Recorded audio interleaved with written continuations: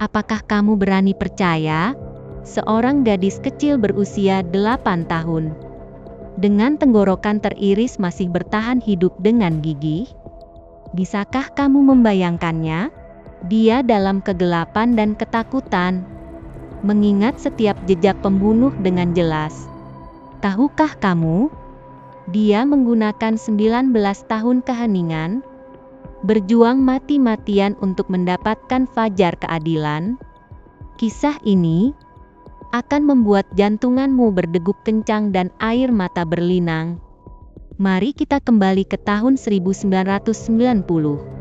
Kota kecil Dickinson, Texas. Sebuah sudut yang dilupakan waktu. Di apartemen tua yang usang, tinggal Jennifer Scott dan ibunya Ellen. Mereka adalah segalanya satu sama lain.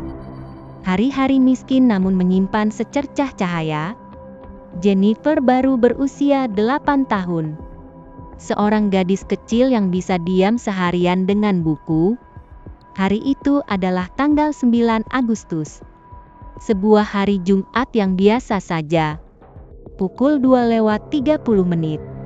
Ellen dengan lembut membujuk Jennifer untuk beristirahat di kamar. Besok harus bangun pagi. Dia memeluk buku cerita usang itu, berbaring di tempat tidur. Kelopak matanya perlahan menjadi berat. Matahari terbenam di luar jendela menyisakan warna hangat terakhir. Siapa yang bisa menduga? Sebuah mimpi buruk sedang merayap mendekat. Pagi hari berikutnya saat fajar, Ellen mendorong pintu kamar putrinya. Dunianya runtuh seketika. Jendela telah dibuka paksa dengan kasar. Angin dingin masuk seperti pisau. Tempat tidur kosong melompong. Jennifer hilang. Dia berteriak sekuat tenaga. Jennifer. Hanya keheningan yang menjawab keputusasaannya. Polisi buru-buru datang. Mereka mondar-mandir di apartemen, mengerutkan kening. Ini bukan kasus hilang biasa. Mereka berkata pelan.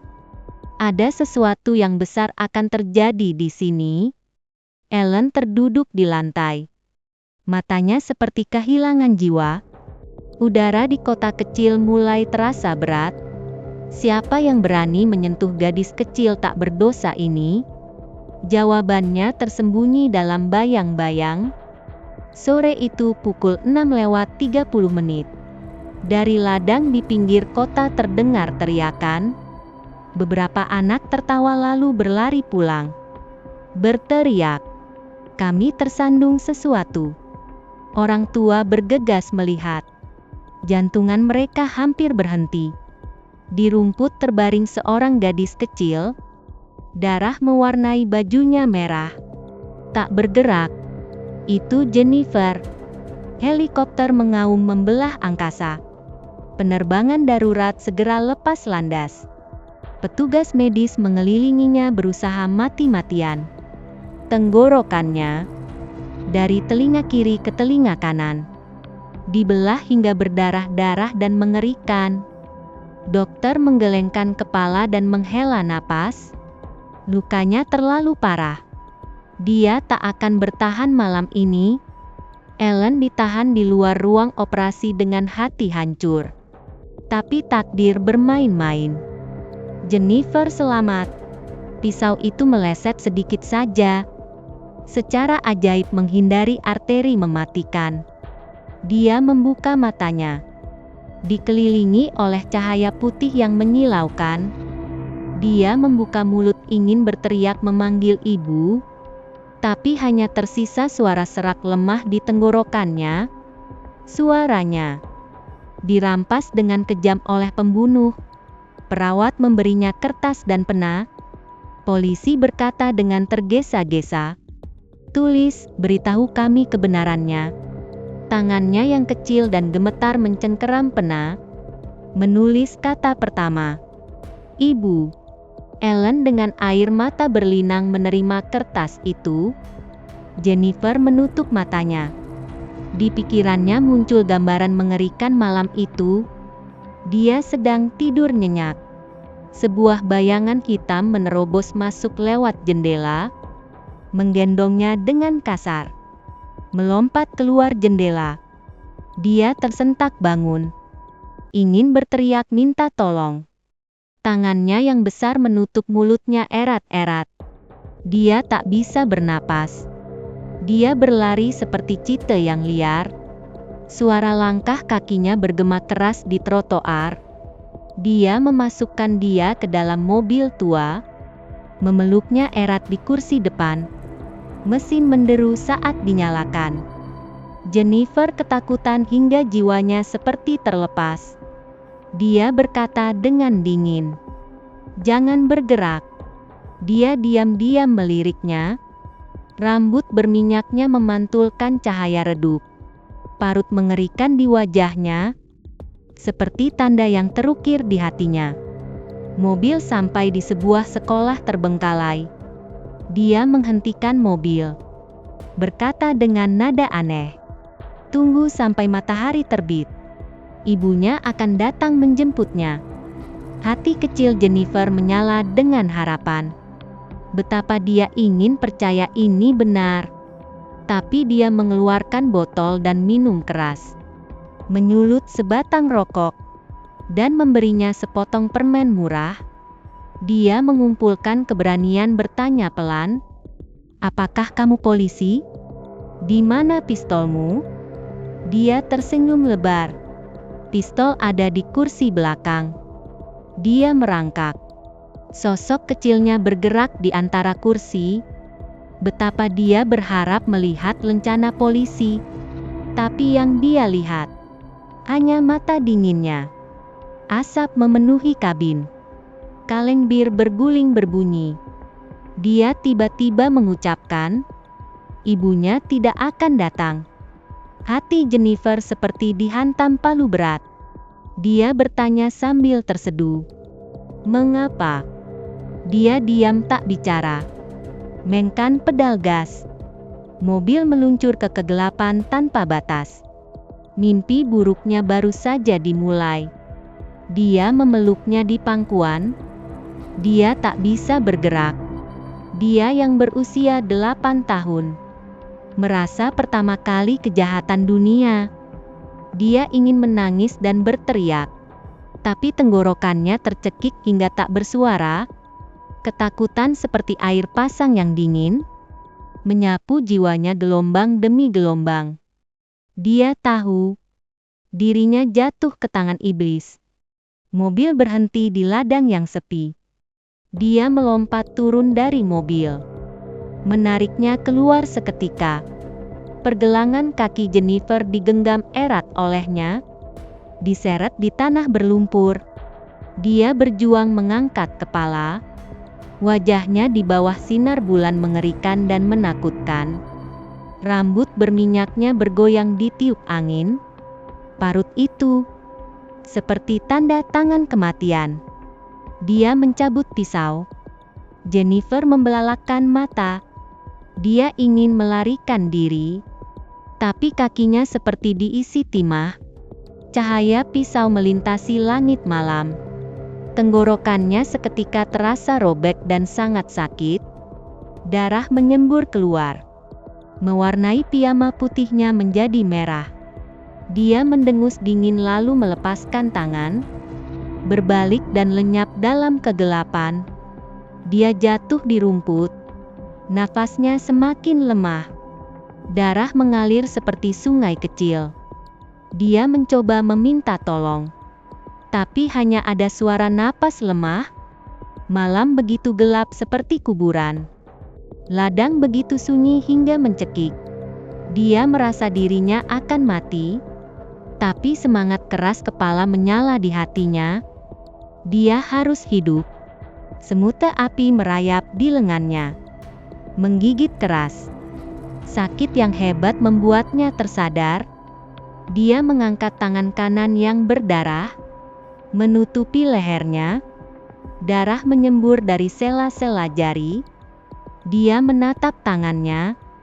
Kesadarannya memudar seperti kabut, tapi dia menggertakkan gigi, memaksa dirinya mengingat segalanya.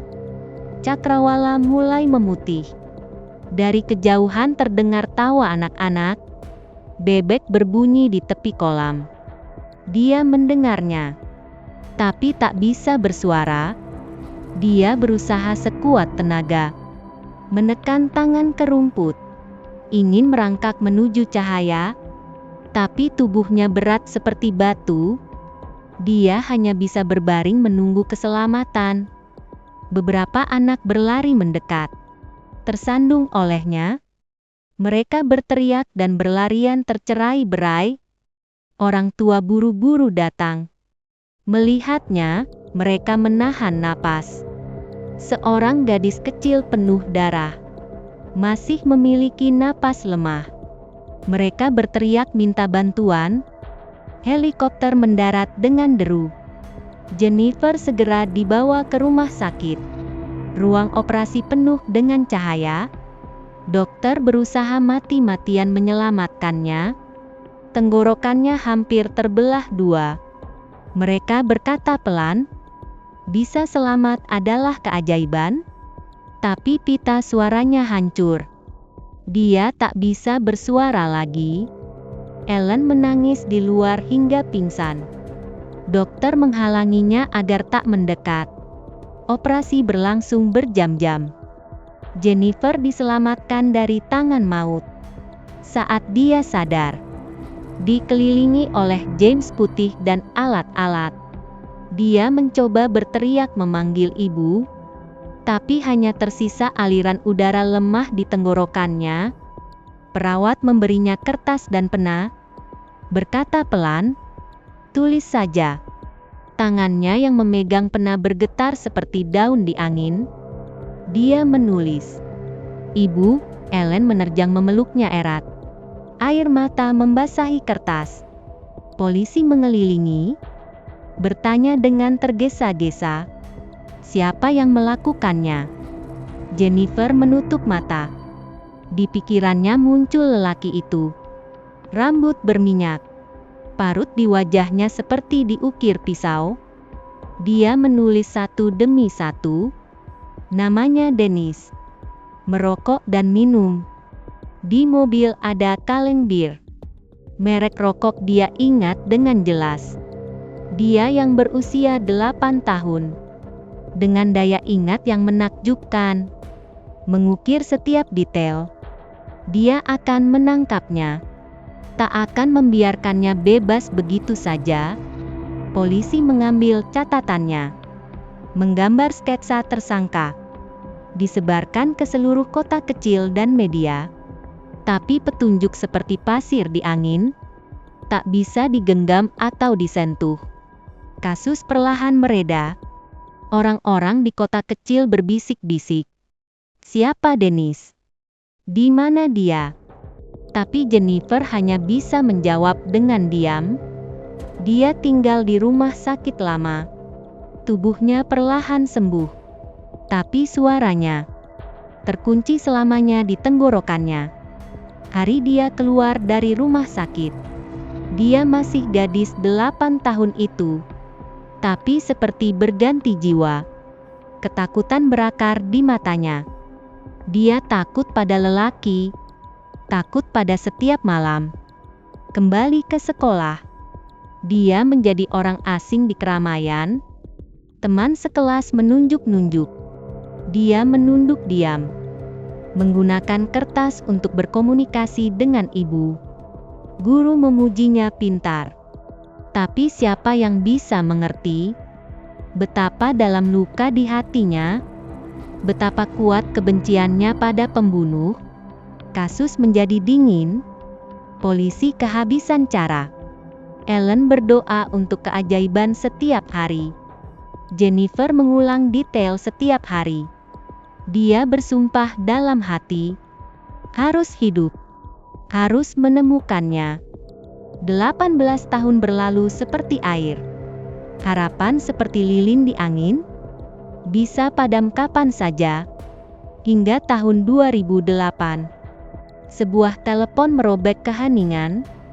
Detektif Tim Crummy mengambil kasus lama. Dia berkata dengan serius, "Jennifer, Aku ingin bertemu denganmu. Dia terpaku di tempat selama 18 tahun. Untuk pertama kalinya seseorang menyulut harapannya. Tim duduk di depannya. Matanya teguh seperti besi.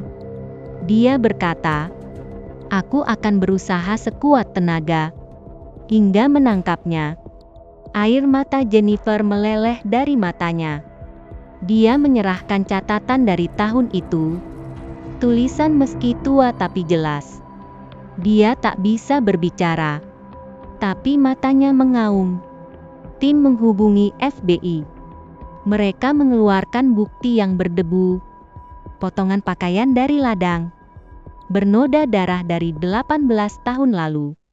Teknologi DNA berkembang pesat. Setahun kemudian, pukul 2:30, bunyi telepon meledak. Laboratorium mengirim kabar. Pembunuhnya adalah Dennis Earl Bradford. Nama ini sesuai sempurna dengan catatan Jennifer. Dia yang berusia 8 tahun. Mencatat kebenaran di tengah rasa sakit hebat. Dennis berusia 39 tahun. Penjahat biasa dari Arkansas. Setelah menculiknya, dia melakukan banyak kejahatan. DNA seperti jaring akhirnya menjeratnya. Polisi menggali arsipnya. Foto SIM tahun 1990. Sama persis dengan sketsa Jennifer. Hari penangkapan, Jennifer menerima telepon. Dia duduk di sofa. Kedua tangannya gemetar. 19 tahun penderitaan akhirnya berakhir. Dennis dibawa ke pengadilan. Jennifer bersiap untuk tampil. Dia menulis pernyataan korban. Setiap kata penuh dengan darah dan air mata. Dia berkata, "Kamu memilih mangsa yang salah. Aku mencarimu 19 tahun. Sekarang kamu tak bisa lari."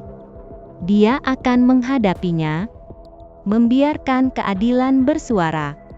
Tapi takdir berputar lagi. Dennis bunuh diri di penjara. Sidang menjadi kosong. Jennifer berdiri di depan kuburannya. Membaca pernyataan itu. Dia berkata, "Aku menang. Kamu kalah total." Semute api menggigitnya sekali. Seperti rasa sakit hari itu di ladang. Dia tersenyum. Kisah berakhir. Dia mewujudkan dua harapan. Menangkap pembunuh. Menyulut harapan dengan kisahnya. Dia menjadi juru bicara korban. Berteriak dengan suara serak.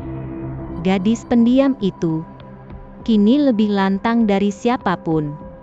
Dia membentuk keluarga. Melahirkan anak-anak. Kebahagiaan adalah medali yang dia perjuangkan. Gadis kecil berusia 8 tahun ini menggunakan keheningan melawan ketakutan tak berujung. Menggunakan kertas dan pena untuk mengunci wajah asli pembunuh. 19 tahun perjalanan panjang. Dia memberitahu kita, jangan menyerah. Keadilan mungkin terlambat, tapi tak pernah absen. Jennifer Scott. Dari jurang menuju kemenangan. Jangan lupa berlangganan ya. Sampai jumpa di kasus berikutnya.